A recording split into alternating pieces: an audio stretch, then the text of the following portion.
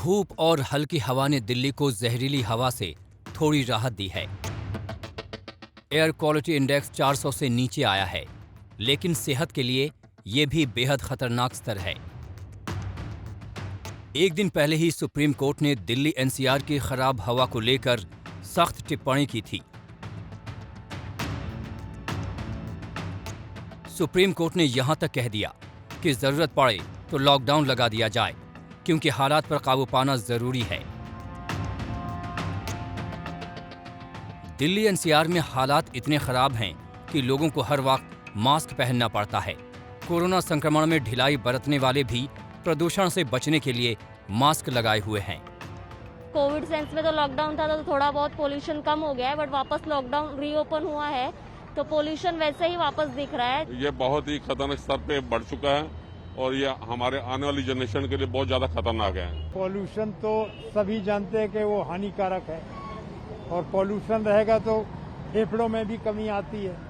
समझे, गले तो ऐसे ही खराब हो रहे हैं लोगों के पॉल्यूशन की वजह से। वैसे तो जो पैमाने तय किए गए हैं उसके मुताबिक कुछ खास श्रेणियां जिसके आधार पर वायु की गुणवत्ता मापी जाती है। इसका एक खास पैमाना है जिसकी शुरुआती 3 श्रेणियों में आना दिल्ली एनसीआर का सपना है, लेकिन बाकी बची 3 श्रेणियों की गिनती देख लीजिए।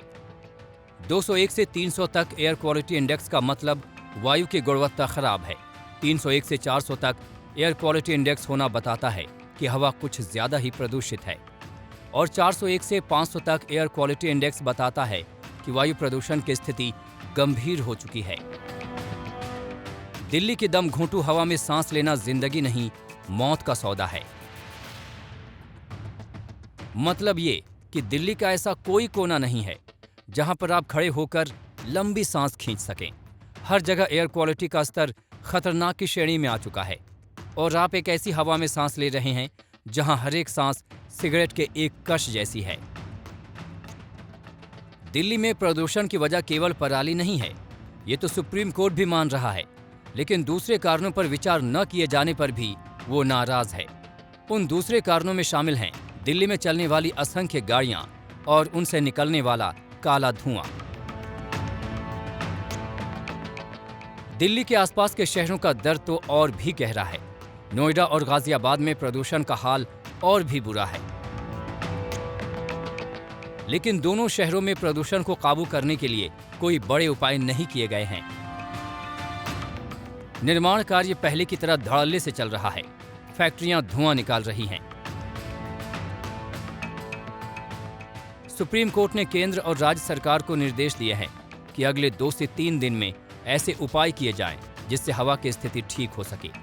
लेकिन सच्चाई यह है कि केंद्र और राज्य सरकार मानवीय उपायों से ज्यादा दैवीय कृपा पर निर्भर है, और वो पवन देव की वो दैवीय कृपा अगले कुछ दिन नहीं मिलने वाली है।